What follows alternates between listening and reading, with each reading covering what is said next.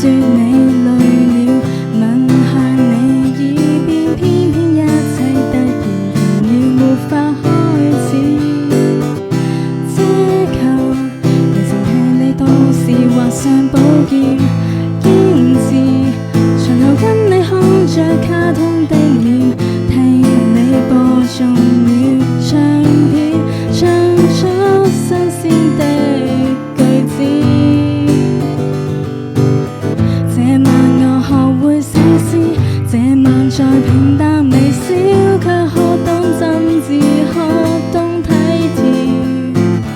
陪着你強大了半點，明日都隨着日照優。